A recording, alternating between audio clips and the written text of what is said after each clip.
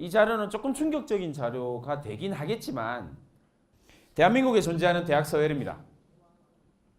메뉴에 보면 상위의 의치안입니다. 뭘까요? 의치안도 다 같은 의치안이 아니라, 그죠?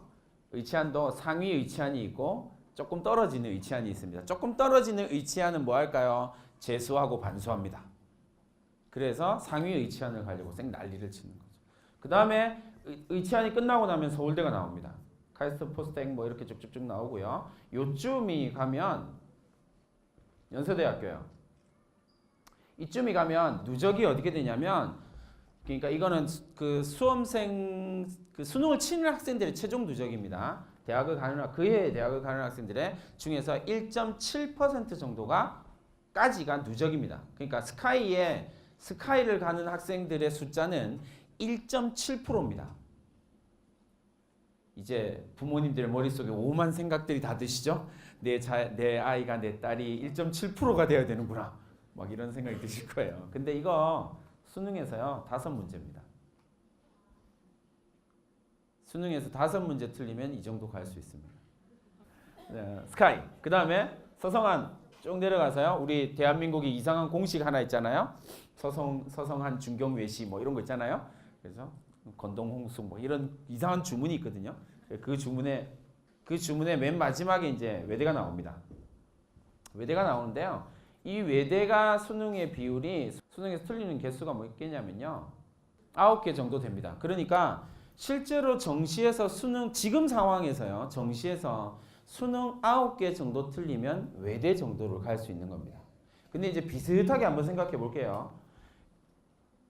학교의 내신에서 몇 개쯤 틀릴까요? 이제 언니, 오빠, 사촌 뭐 이렇게 생각해 보시면 좀 이제 나오겠죠. 학교 내신 국영수, 사과 이렇게 빼고 문과 갈 거면 과학 빼고 이과 갈 거면 사회 빼고 국영수, 사에서 9개를 틀리면 이 학생이 외대를 갈 수 있다는 이야기입니다.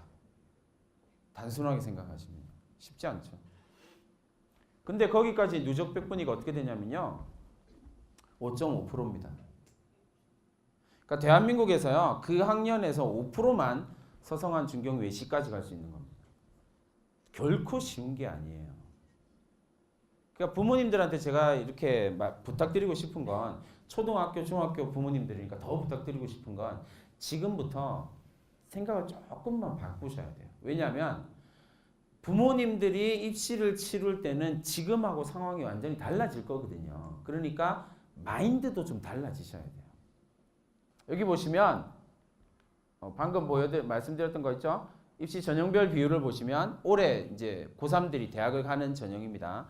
올해 대학을 보시면 상위 15개입니다. 그렇죠? 쭉 내려가서 15개 대학이고요. 그리고 학생부 교과 전형 7%입니다. 그리고 학생부 종합 전형 43%입니다. 논술 전형 11%입니다. 지금 고3들한테 해당되는 이야기예요. 그러니까 지금 고3들에서 상위권 대학을 가겠다라고 생각하면 갈 수 있는 전형이 가장 일반적인 형태는 학생부 종합 전형인데 이 학생부 종합 전형은 학교 생활을 평가하는 전형입니다.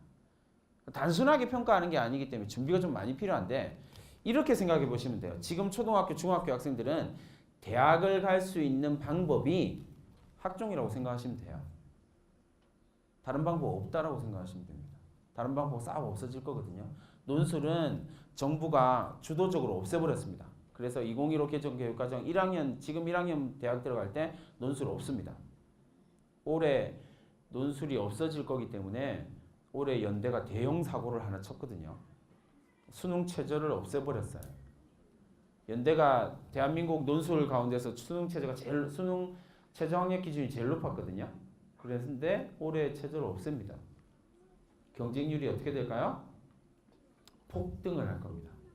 대충 300대 1 정도 예상하고 있습니다. 논술이요. 왜 이 300대 1이 논술 300대 1이 아닌 거 이게 뭐 말도 안 되는 소리 같으시죠?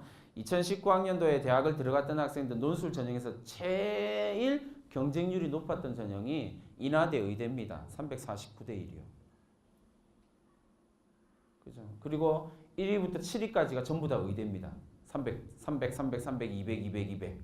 그리고 8위가 뭐예요? 어디였냐면 이게 되게 놀라운 거예요. 8위 논술 경쟁률로 봤을 때 8위가 연세대학교였습니다. 연세대학교는 대한민국에서 논술 전형에서 의대 빼고 가장 높거든요. 근데 거기가 8위였어요. 연세대학교 심리학과 139대 1이에요.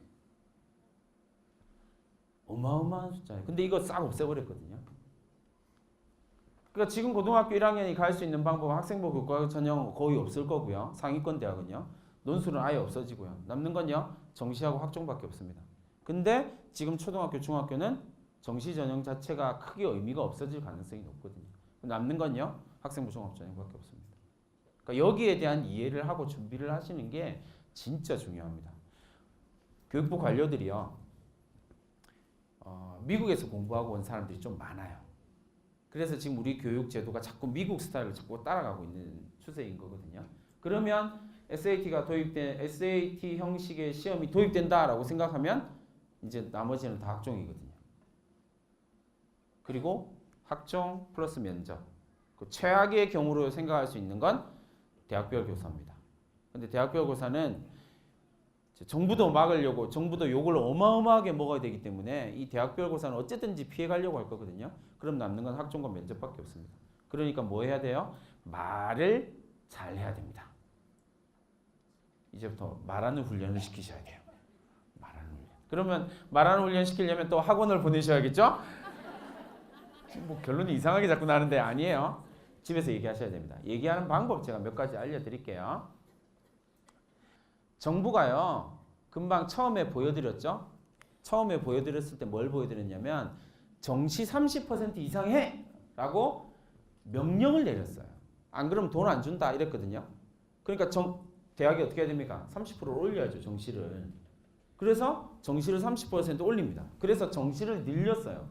근데 되게 웃긴 일이 하나 생겼습니다. 뭐냐면 서울 상위에 있는 15개 대학이 전부 다 공이 학생부 종합전형의 숫자도 늘렸습니다. 뭘 없애버리고요? 논술과 특기자 전형 자체를 없애버리고 줄이고 없애고 두 가지를 늘린 겁니다. 정시, 학종 두 가지만 늘렸습니다. 이 말이 가지는 의미를 잘 파악하셔야 돼요. 대학이 학생부 종합전형으로 학생들을 선발하는 것에 대한 어마어마한 자신감을 가지기 시작했어요. 왜요? 10년 됐거든요. 서울대학교 학생부 종합전형을 관리하는 입학사정관이 전임 입학사정관이 전국에 있는 모든 대학 중에서 189개의 4년제 대학 중에서요. 제일 많은 입학사정관 숫자를 가지고 있습니다. 24명이요. 24명이 학생부 종합전형으로 쓰는 게 한 17,000명 정도 되거든요. 17,000명의 학생부를 보는 거예요. 근데 위촉 입학사정관도 대학 교수들도 있긴 한데 어쨌든 24명의 전임 입학사정관을 가지고 있습니다. 대학이 지금 미치려고 하는 건 뭐냐면 정부가 정시 숫자 늘려라라고 이야기했는데 서울대를 예를 들면요. 정시 숫자를 늘리려고 하면 지금 입학사정관 잘라야 되거든요. 뭐 문제가 걸립니까?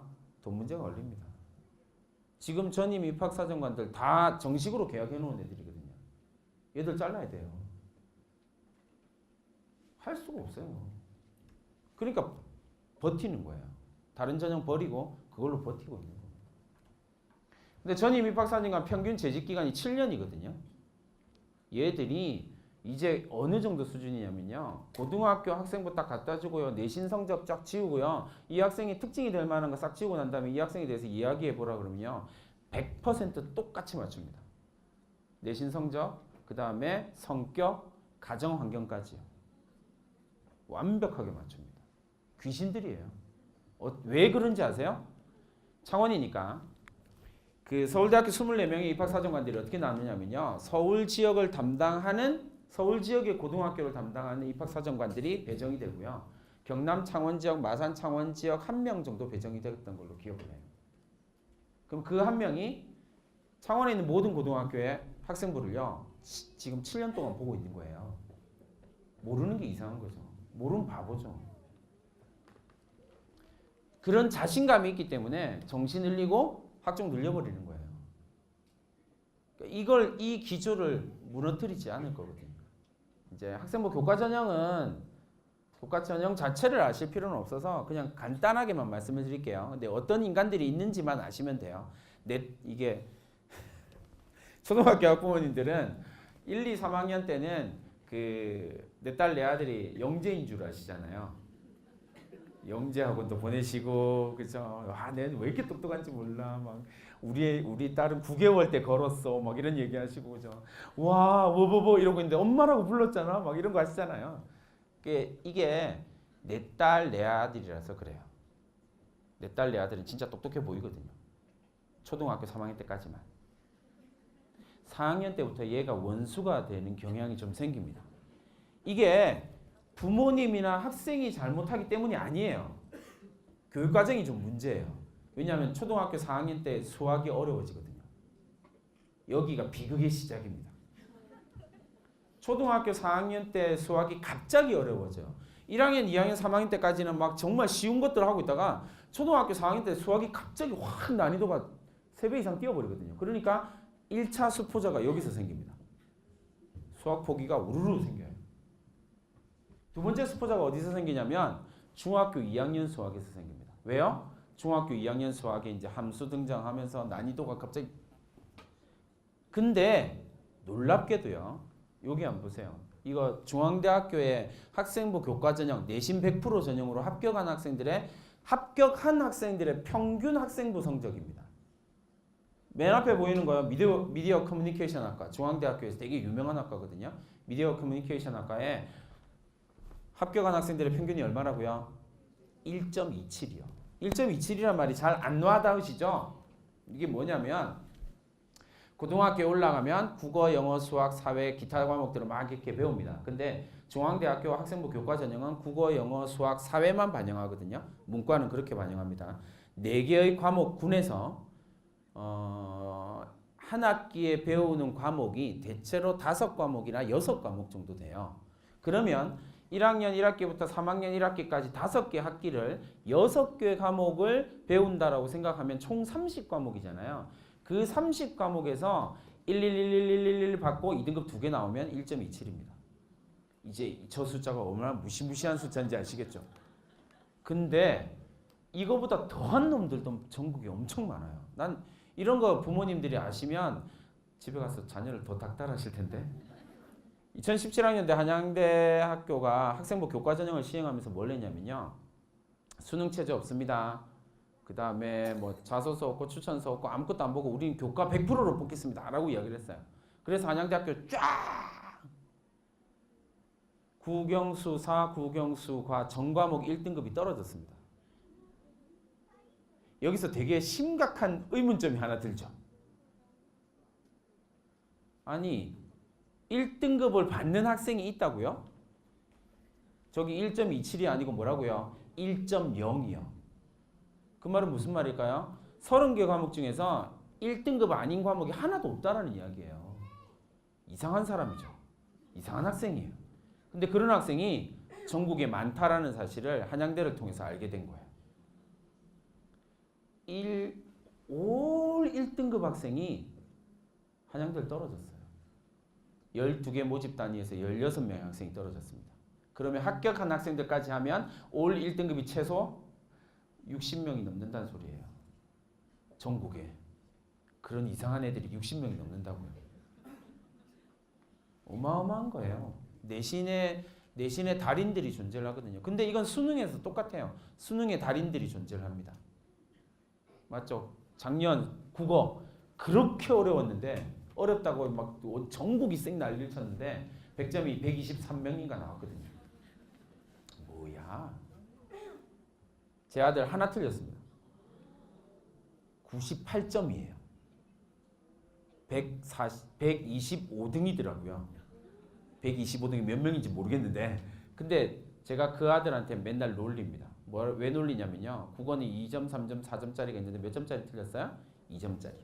야 2점짜리는 5등급이나 틀리는 거 아니냐? 이라고 맨날 놀려요. 어떻게 너 국어도 못하냐? 막 이렇게 놀리거든요. 근데 그렇게 놀리긴 하지만 그렇게 100점을 받는 아이들이 실제로 존재한다는 거예요.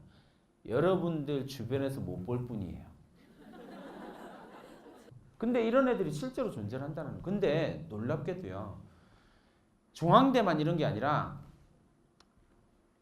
서울에 있는 숭실대학교도요. 여기에다가 숭실대학이 아시죠? 네, 숭실대학교도 여기에다 0.5만 다 더하면 숭실대학교 교과 평균이에요. 무시무시한 거죠. 실제로는 되게 어려워요. 근데 이게 학생부 교과가 지방에 있는 국립대로 가면 앞이 3으로 바뀝니다. 앞이 3으로, 부산대학교 앞이 3으로 바뀌거든요. 학생부 교과. 다만 차이가 있어요. 지방의 국립대를 꿈꾼다라고 생각하고 거기가 목표다라고 생각하시면 국영수 4만 하시면 안 돼요. 대부분의 지방의 국립대는 문과이과 구분 없이 국영수 4과를 보거든요. 그리고 조금 심한 전남대 이런 데는 전과목을 봅니다. 그러면 학생부 교과 평균이 앞에가 4가 돼요. 그런 차이가 좀 있기는 해요. 네, 그런 부분들을 좀 고민해 보셔야 돼요. 실제로 이게 쉽지는 않거든요. 이런 성적을 만든다는 거. 부모님들한테 이제 제가 이 부분을 말씀을 드리면서 초등학교 이제 중학교 학부모님들한테 어떻게 말씀을 드리면 도움이 될까라는 고민을 되게 많이 하면서 이제 가지고 와본 질문이에요. 왜? 학생부 종합전형일까요? 다음, 무엇을 준비해야 될까요? 그리고 어떻게 준비해야 될까요? 이게 사실 되게 고민스러운 모든 것이라고 저는 생각을 하거든요. 그래서 그 이야기들을 하나하나 해보도록 하겠습니다. 연세대학교와 5개, 6개, 연세대학 포함해서 6개 대학이 얼마 전에 따끈따끈한 책을 냈습니다. 또 책을 냈네요. 이번엔 연세대학교입니다. 연세대학교는 학생부 종합전형 101가지 이야기, 그래서 Q&A. 그래서 부모님들이 궁금한 거 딱 질문하면 이제 거기에다가 한 2페이지 정도의 답변이 쭉 달립니다.